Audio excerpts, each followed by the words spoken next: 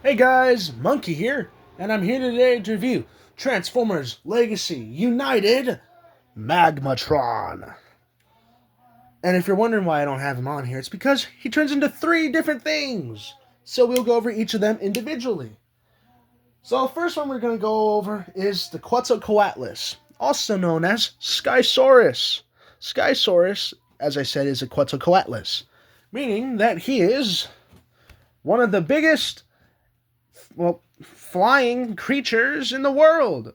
Going off of his fossil size and, this overall species of not just pterosaurs, but the overall avian species as a whole, they had hollow bones, making the Quetzalcoatlus still heavy, but a little lighter.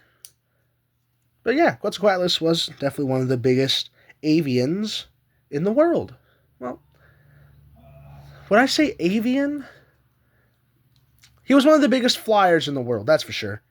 And yeah, Skysaurus is a giant red Quetzalcoatlus. And if you're wondering why he doesn't look exactly like one, it's because they're going for more of the show appearance. But the designers did confirm that this was more based off of the Quetzalcoatlus than the show interpretation. Definitely looks more like the show, that's for sure. But it is also taking parts and pieces from the official fossil and how the Quetzalcoatlus may have looked. I'm not sure what parts would be more of the Quetzalcoatlus, but yeah. Skysaurus is the name that they used in this show. So yeah. The Quetzalcoatlus mode has a few points of articulation. The neck joint can move up this far. Can go down that far. The neck joint can go down that far at a segment. And the head's on a ball joint. So full 360, up, and all the way down like that. The mouth opens that far, up and down, and swivel. Down here, wings can go up that far, down that far, and there's a mushroom peg right here. So a lovely swivel here. Wings can go up that far, down that far, and there's a segment right here that brings them down, up, and the hands are on ball joints. So up, down, and swivel. Legs are on ball joints at the thighs, so that way, and they can go out that far. The joints are on hinge joints, meaning that the leg can go forward that far, or back that far, and forward that far. Then the foot can go back that far, forward that far, and there's a bit of a swivel, not swivel, but a bend here at the toes that go forward and back. And just like that, that's the Quetzalcoatlus, or Coatlus. The next one is the Elasmosaurus, I believe. It's in the same family as the Plesiosaurus, or Plesiosaurus.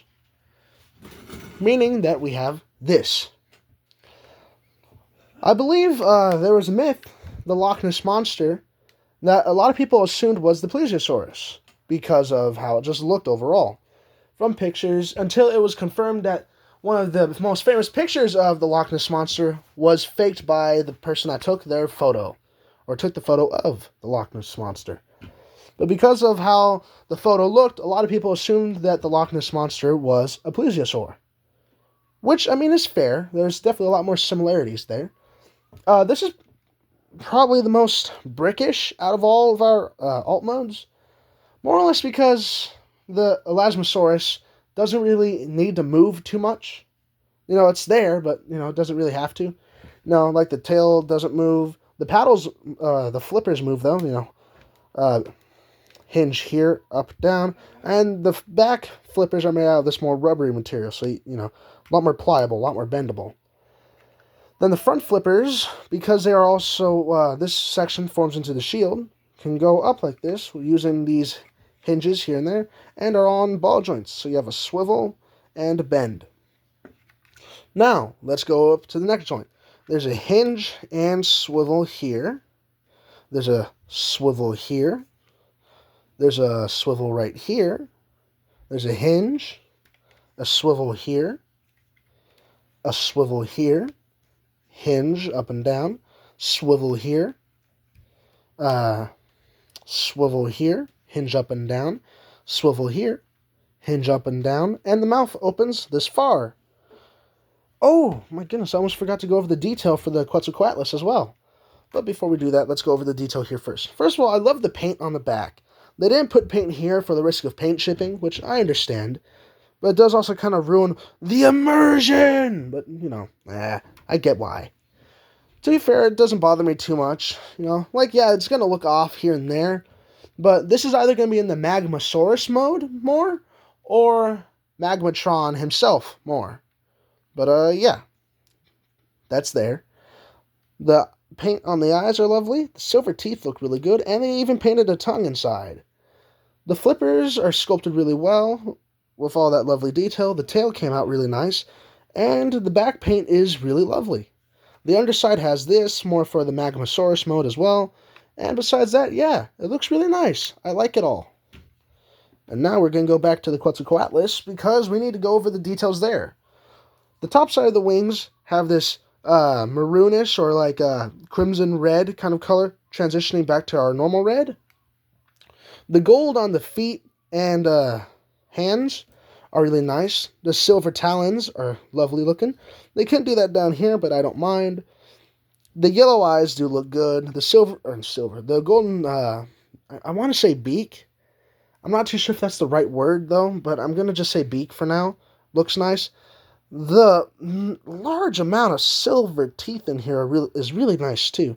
Then also the pink painted tongue's nice.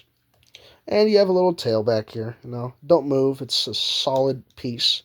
But, also, we'll go over that more with transformation. But, yeah. And the last one we have is the Giganosaurus, or at least loosely based off of one. As if you go into the wiki of Magmatron, it goes over the creatures, or not creatures, but the dinosaurs he turns into with Quetzalcoatlus, Elasmosaurus, I think that's how you say it, and Giganosaurus. This is definitely the best out of all of them. The most articulation, the heftiest, becomes the legs and part of the torso as well. But, yeah, he's also the base for the Magmasaurus mode. So, yes, be ready for when we do that. But, yeah. I don't really know how to describe the whitish paint. It's like this has a slight purple hue, but I think that's just because the paint that they used is pretty thin, so it gives that more of a purple hue. And it's already started chipping in some spots due to transformation and stuff. But, it's not the worst. The articulation on the Giganosaurus is actually really good, too. But before we get into that, we need to go into the details. First of all, these spike-looking bits, like I don't want to say fin, because that's more of like a fish thing, but this more fin-looking design here is really nice. I like it a lot. Along with the just scaling as well, with all the scale-looking patterns and all this bumpy design here. Looks really nice.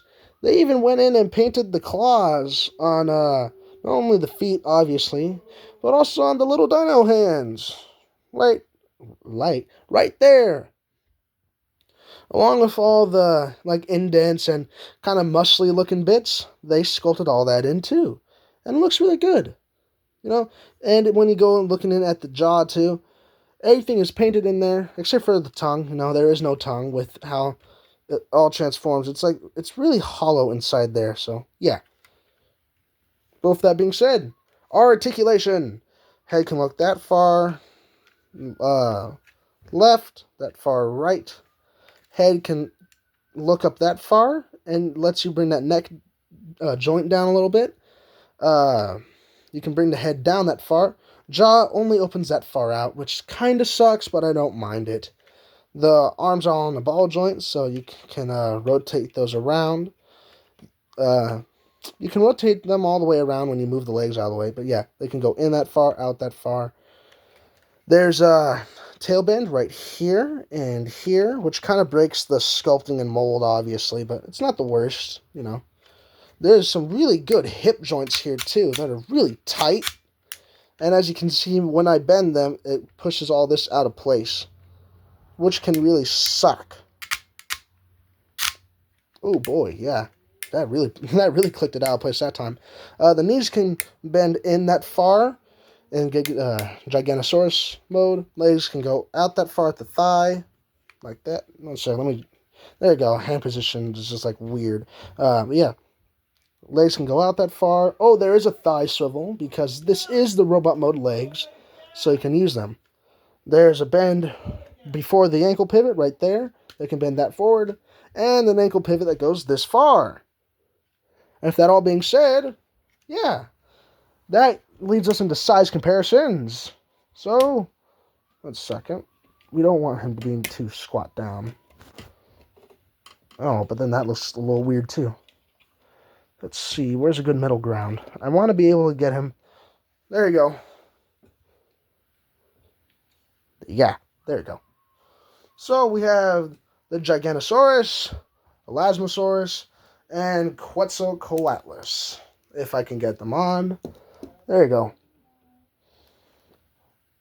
I was sure to do some research before this.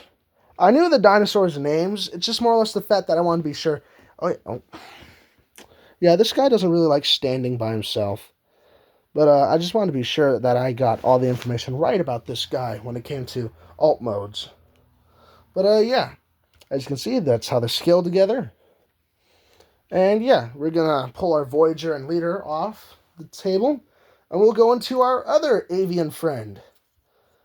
If the Quetzalcoatlus is an avian. I'm still not too sure about the technicality there.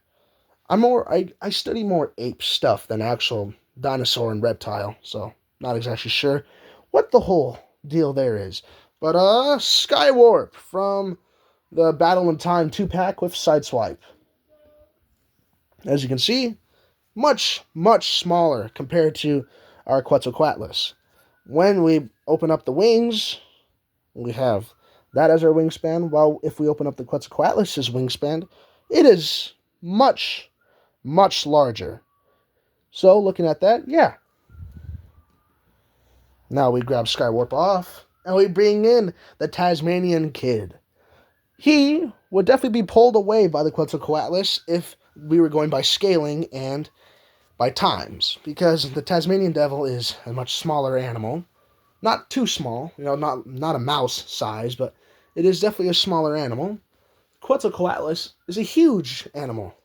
And if we were still to have one today, and if they lived in the area, Tasmanian devils would probably be a pretty often snack for them.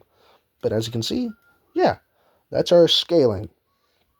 Now we pull them off. We're going to bring in our Voyager-ish scale with the Elasmosaurus. And the only Voyager class I have on hand right now, because the others are still on the shelf. Leo Convoy, or as the box art says, Leo Prime. And comparing them there, the Elasmosaurus is massive. And once we extend the neck all the way, the neck by itself is longer than is longer than Leo Convoy. So yeah. And then finally, for our leader class, the Giganosaurus, compared to good old Tyrannosaurus Rex, with our Beast Wars Megatron. I just hear my grandpa back there, he's singing. Yeah, with that being said, the Tyrannosaurus Rex compared to the Giganosaurus. Both of which, the Giganosaurus wins out in this size class. More or less just because, I mean, look at him. He's actually, they're pretty similar. The Giganosaurus just barely beats out Megatron, though. But besides that, yeah. With that all being said, we are now going to do a new mode. Well, not new mode. This mode's existed for a long time. But a mode nevertheless. We are going to prep Giganosaurus first by just untabbing this piece. This is where Skysaurus, or the Quetzalcoatlus, will go. And the things that we want to do to set him up, rotate the wings this way, and kind of just have him like this. This is all that you need to do for Skysaurus until we get Seasaurus transformed. Seasaurus will be our main figurehead in this conversion, forming the entire back section of the Magmasaurus. The first thing you want to do is grab the neck right here at the base, then pull, like so. Untabbing, put your finger here, and probably better that you put your thumb here, put your fingers back here so you don't risk breaking anything too badly, and then just pull, like so. Since it's connected pretty securely down here, open up, then pull gently, so you make sure you don't damage the tabs. And just like that, we got the underside ready. First thing you want to do here is close these up, close that up, tab it in, and flip this like this. We're going to want to have it like this, but before you do that, make sure you flip out this piece as well, because it is actually really important. Flip these backwards, flip that backwards. I don't think you have to flip these backwards and have them ready for the Magmasaurus. It's more of just personal preference for me. Then you're going to want to plug this right here and here. Plug those in right there. Once it wants to go in, like so. There's going to be a lot more weight back here because we're missing our back legs. But our next step is, let's grab Seasaurus off. To be fair, it's probably best that you do everything for Seasaurus first, but I just kind of want to get this over with. There's a port right there, that pegs into, there's a port right here that pegs into that circular tab, and there's a tab right here that pegs into that slot right there. And with all that, we want to kind of just connect that all in.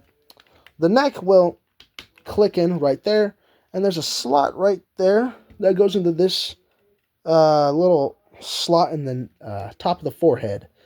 And more or less just helps secure the head. Not greatly, but the neck is secured by a little clip mechanism inside there. You close that up on top of the crotch of the Quetzalcoatlus. Just kind of position the feet in the area that you like. Let's move these paddles out of the way. And this will fold down to fill in the gap that's going to be left behind after we complete this. But first, we just need to make sure everything is tabbed in.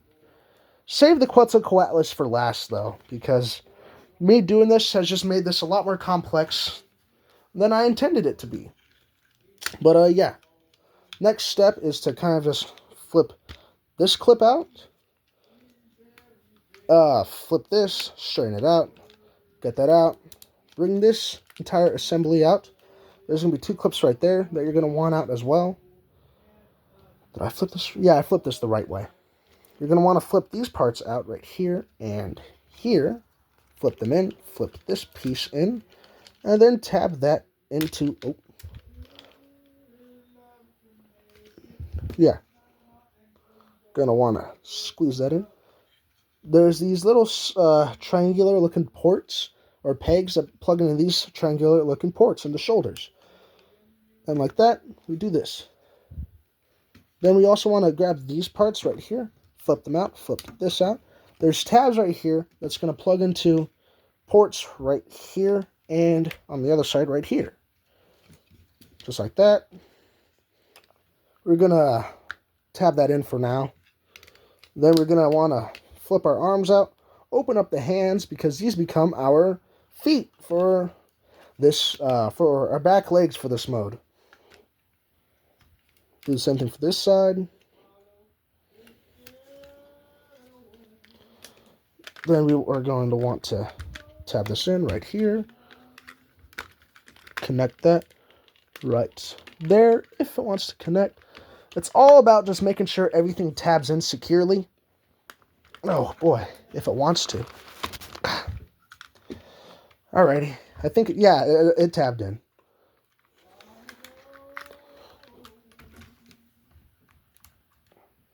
There you go. Had to make sure the camera's at least catching some of this. You're going to want to... Those ports I mentioned earlier, for these side panels right here, they're going to want to tab into these little holes on the side of the Giganosaurus's tail.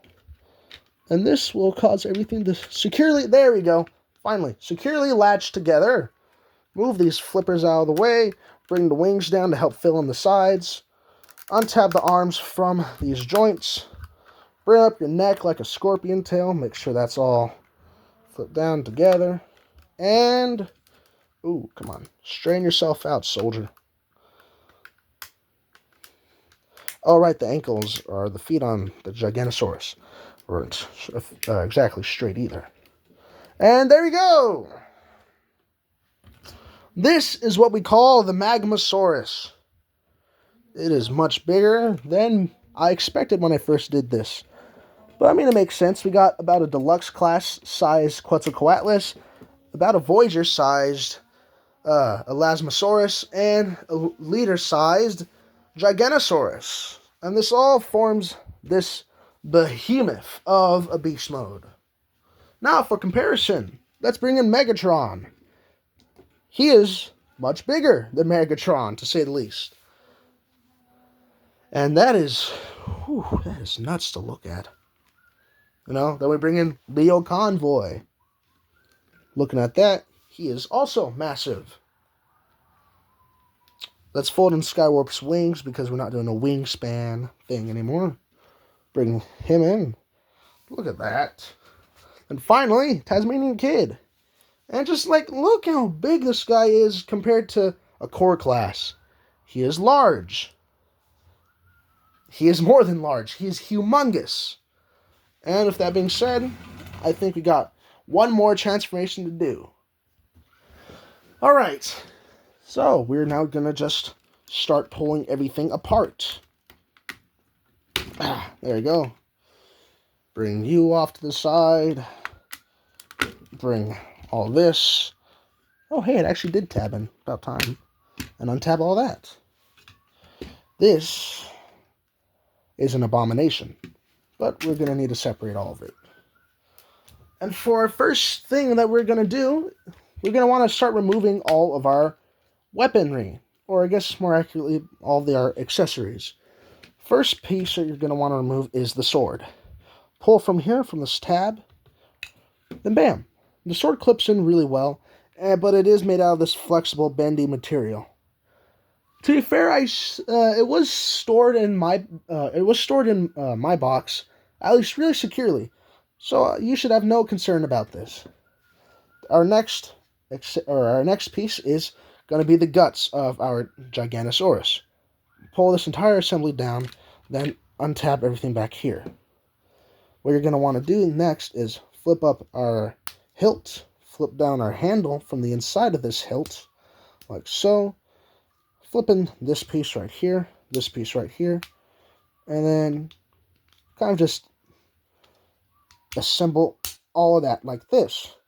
Now, heads up, because this guy is packaged in robot mode, and if you guys do want to get him, heads up is this part is going to be really difficult to get out. What you're going to want to do is kind of push on the sides a little bit, and try and get the thinner side of this panel out. But you're also going to want to be very gentle while pushing, because you do want this part out, but you also don't want to break it. But like that, you get it out. Make sure you're pushing more towards the thinner side so you don't have to apply more pressure and start splitting it to get the thicker side out. The thinner side is going to be the easier side. And just a heads up, the way you do this, like removing this whole section, will cause stress marks down here. So please, be very gentle with this. This is not the first time I've transformed this, and it is not the first time I've also heard of these warnings, because this whole section here is just really difficult to get out for most. Yeah, with all that, you want to peg this in here, and bam, you got your massive sword. Oh, that reminds me, before we go more into this, Magmatron came with a Christmas tree of purple blast effects, the same mold that was used in Magnus's, or used for Magnus's blast effects. You also have 2 of these smaller tip pieces to this set of blast effects. But yeah, my next preferred step is to start working on the legs, so straighten everything here out. The thigh joint will be probably the most strongest out of all of these for ratchets, so yes, be aware. Then you're going to want to go to the calves, flip this part out, open it up, And this huge tab here is going to go into this slot right here. And that's all going to close up. Same thing for the other side. Before we continue this whole assembly here, I do want to go down here, get your fingernail in there, and flip out your heels. Because this guy will have a pretty prominent backpack when you get him transformed. So yes, be aware of that. Then, get everything straightened out. Come to the thigh, grab these two piston-looking parts, pull them out, then make sure that these two tabs right here and here go into these slots right here, and here. There you go, right there and there. So make sure that all tabs in. There you go. Then same thing for the other side. Then you're going to want to go around. There's a tab right here that this little peg will plug into. Same thing for this side, right here. Then untab these side panels right here and here. Then you're going to want to flip up this neck joint right inside, lift this piece up, and then rotate this entire assembly this way. If you're having trouble rotating this whole assembly, it's more or less just because it's just going to be like that. When I opened this guy brand new off box, this part was really firm into place. It did not want to come out at all. So I had to apply some force and bam, look at that. Buttery smooth now, but do be aware that if you get this new, there is probably a chance that you're going to get something like that. But, like I said, my grandpa's singing. So if you hear him, that's it. But, yeah. Then you're going to want to open these parts up, bring them out this way, flip that part in, flip that part in. This slot goes into this tab right here. So, yeah. Now we're going to go down here, accordion that part in right there, and collapse this part like that. Kablam, you know? And just like that, that's the entire Giganotosaurus. Oh, wait, no, it's not. We have these little spikes down here at the feet. I always forget about these. These do add quite a bit to the design, though. So, or they add a bit more presence to the design. So, you know, try to remember that, because it does add some more detail to it. Not much, but, ooh, excuse me, sorry. But the more detail, the better. Now, to make this a lot easier, we're going to want to bring that down. And the reason why we're coming to the back now is because Quetzalcoatlus time. And this guy kind of just sucks to do, because you want to make sure everything gets in. First thing is, make sure you're... I'm sorry, I'm just listening to my grandpa out there. It's nuts. But yeah, you want to make sure the wings are this way. And be a little careful when pulling this piece down, because I'm not sure if it's paint right here. I mean, it probably isn't, but I do not want to take my chances. But yeah, next thing you want to do is kind of collapse all that like this. Make sure the head stays up until it's through this centerpiece. Make sure that all this is prepared and prepped to go through. Same thing for the other side, like this and this. Make sure the wings are out first. Then kind of start working your way in there. Make sure the chest piece is in first. Then you kind of want to start fiddling with these talon bits. You know, making sure they actually get in. Let's see, is that in? Yeah. Okay. Now you go to the front. There's a notch or a slot right there in the bottom. In the bottom of the joint right there. That goes into a slot right there, as you can see. We close that down, and it should... There you go. And it tabs in. Now the foot comes over across his pec. Oh, God, don't want to knock all that down. And yeah, just like so. Now you bring this joint up. Bam. Make sure the legs are straight. And now we go into our last... You know, I'm just going to take him off the table for now. I know Magmatron's kind of like the center piece and the main reason why you're here, but he's going off the table for now. Now, if you did this in the order of separate dino modes, then Magmasaurus, then Magmatron. You don't have to do much. This is really everything that you have to do. But if you're going from I completely forgot what type. Amalosaurus? Amalosaurus? I can't remember. Plesiosaurus. It's part of the Plesiosaurus family. I'm just going to say Plesiosaurus. Yeah, I'll say if you're going from Plesiosaurus mode, first thing you want to do is push this down, flip this back around. Make sure it's after you split it all. Then push that down. Make sure this all tabs in. Flip up our piece right here. Rotate this, then bring them down, as they are both on these hinges, like mentioned. And that's our other accessory. We're just going to put that off to the side as well. Now, our final assembly. If you're going for Magmasaurus, fold this all in, like so. A lot of these joints were specifically used for Magmasaurus. So, yeah. And our Caesaurus, right, that's actually what his name was in the show. Caesaurus was our main assembly for Magmasaurus. So, most of the joints in here, or just assembly in here, was meant for that. With that all out of the way, all you really have to do is straighten out the arms, rotate them, close up your hands, or close up the hands. Same thing for this side. Rotate the hand around, close it up, close the thumb. Then that's really just about it. You come around to the back, fold up the tail, fold this piece down. Then these tabs right here and here go into these slots right here and here. They don't go in too well, though. Like, they will go in, but they'll come out pretty easily.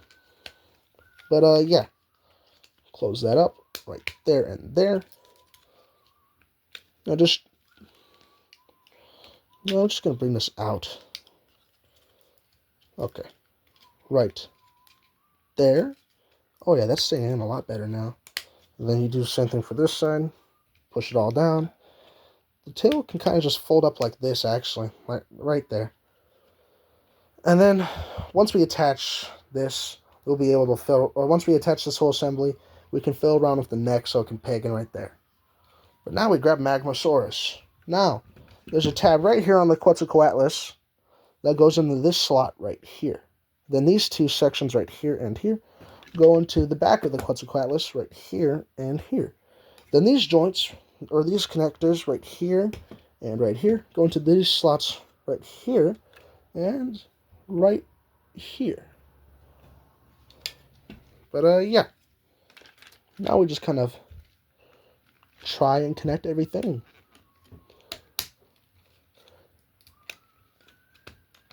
Oh, come on. Almost there.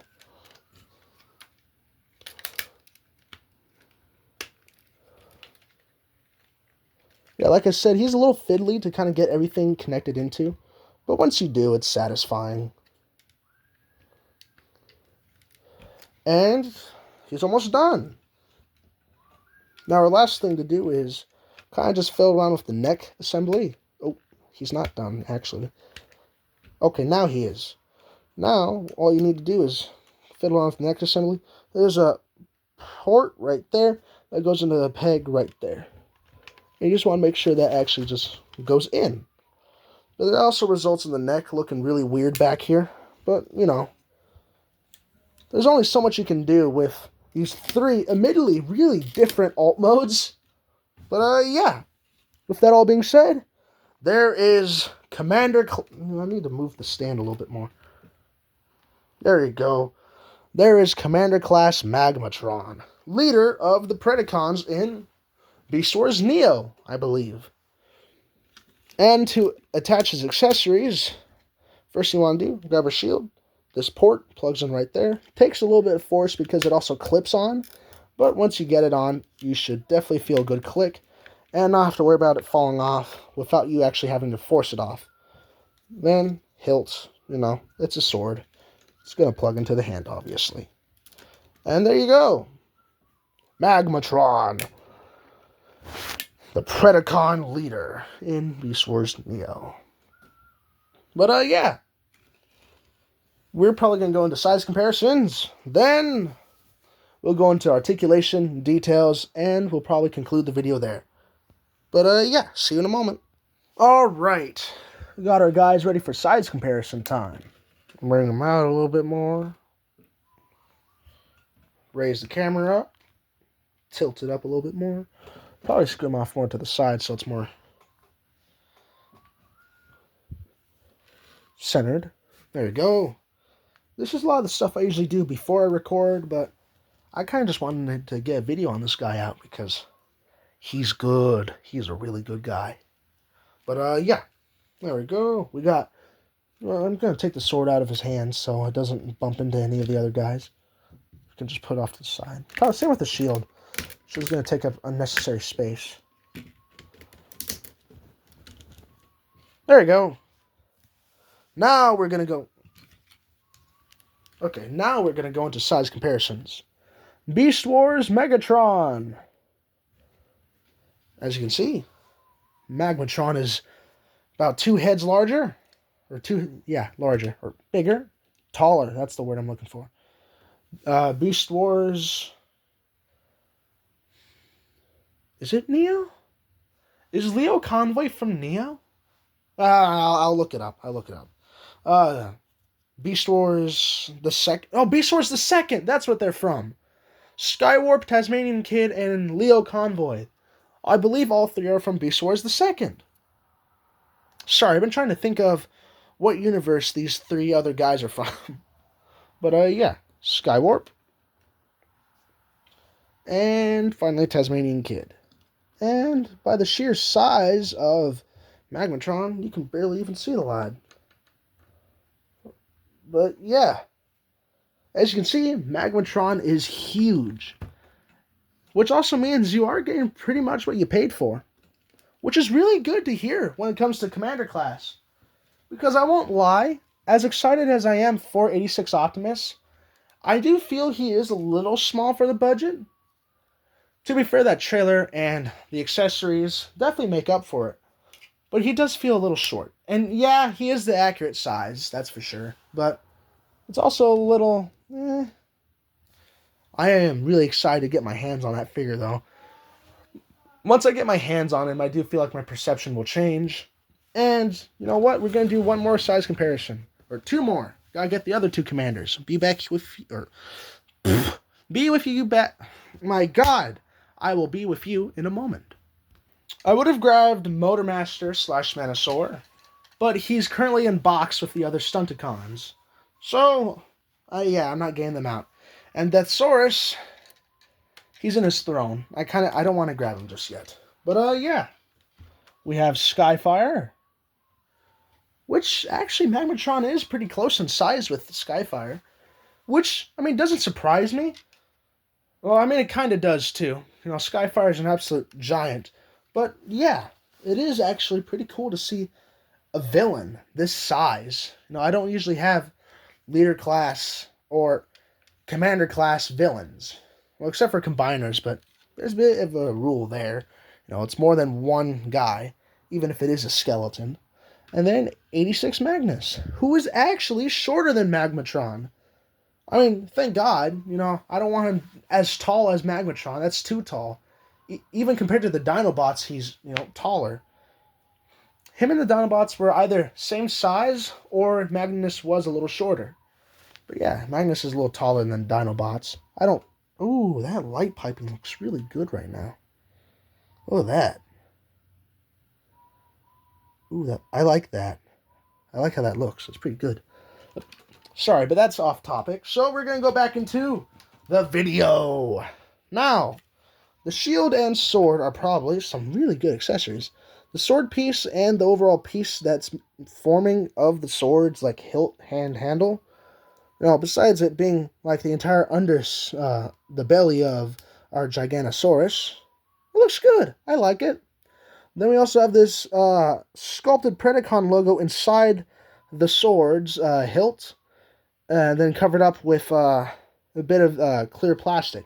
I like that a lot. And then the shield, you know, it's just the underbelly of our I can't remember how it is anymore. Plesiosaurus. But yeah, and also heads up, this is made out of clear soft rubber instead of solid gunmetal gray. Or maybe it was supposed to be made out of rubbery gunmetal gray plastic. Because if you look at the box art for this guy, not only were the eyes yellow originally on this guy, but they were also planning on making this piece a solid gunmetal gray, either rubbery or solid plastic. And actually, that reminds me, our accessories. These were originally intended to have the pegs here porting into the sword, but instead it's the pegs are in the sword that port into the wings now, instead of it being the other way around. But these are little swords, and I like them a lot, actually. They're definitely a little small for our commander here, but if you want to hand them out as like just basic weaponry to your let's move that up for a waist swivel, for your basic soldiers or grunts, you could definitely do that. Man, Giganotosaurus, the Giganosaurus is not making this easy for me, that's for sure. Yeah, we're going to definitely talk about the articulation on this guy. He has good presence, but articulation's kind of hampered because of this whole design and, just overall basis of the guy. But, yeah. Well, we can get in some decent poses with him. Let's plug these back onto our Quetzalcoatlus' wings. And with that all being said, we're going to look at some more of the details before we go into articulation and final thoughts. The shoulder uses the same trick as the hilt does. Predacon logo inside or sculpted in, then covered up with this this clear plastic bulb. And our wing has the same piece, meaning that all three of our guys, all three dinosaurs, have one of these in them. These two are hidden inside of our dinosaurs, and this one's just on the underside of our Quetzalcoatlus' wings. Which is pretty cool, actually. I like how they all have the Predacon logo on them one way or another. And it's not too obvious. Well, I mean, this guy it is, but it's not too obvious on the others. This one's hidden inside this whole assembly here, and this one's hidden inside this whole assembly, which kind of... And this whole assembly right here hides inside the tail. Back here hides inside this section, which I do like a lot. It's good. And with that being said, we go into details some more. I'm going to just kind of move this whole tower out of the way. The light stand, this whole section, I like to kind of have it out of the way when I'm doing this. But I forgot to do that today. I wonder why it's like so hard to move my arms around it. That's in the way. But yeah, details. Spread the legs, get him closer to the stand, and yeah, a lot of his face and a lot of the chest, arms, back is comprised of this shade of sand green, which is really nice. I love sand green. I just love sand colors overall. It has this really nice tone that I like. It's dull, for sure, if you don't use it right. But when you do use it right, oh, it is beautiful. But yeah, the eyes are painted in this limeish green, the same green that they use for our Giganosaurus' eyes. You just can't really tell because of the shadows. But yeah, then we have this beautiful sculpted head crest. And just overall, the head sculpt on this guy is amazing. It is beautiful, it's well painted, and the sculpt is just gorgeous. I love it. Then, the whole wing assemblies being on his head hinders articulation a little bit. Not a little bit, entirely. But it does look good. I do love that a lot. Then on the side, this is supposed to be like the feet, kinda. I'm not actually too sure what these are supposed to be. They look like hands or feet, but I'm not too sure. But I do like them. They're sculpted and painted beautifully. The crotch has this really nice gunmetal, or it's molded out of a gunmetal plastic, then has this beautiful gold paint to it. Same with the shoulder, actually. The shoulders, or arms and elbows, are completely casted out of gunmetal gray plastic, but the detailing adds so much design and just detail. It adds all of that to it, and I love it. Same with the forearms, too. These are Like, this is clearly armor plating and stuff. Then when you go to the underside, it's this organic material, It's our plesiosaur. Then, when you go over the shoulder, it's this huge, like, spiked bit. We have the gold paint on it as well, representing that armor-plated design that we have down here as well. Then, obviously, the backpack is that.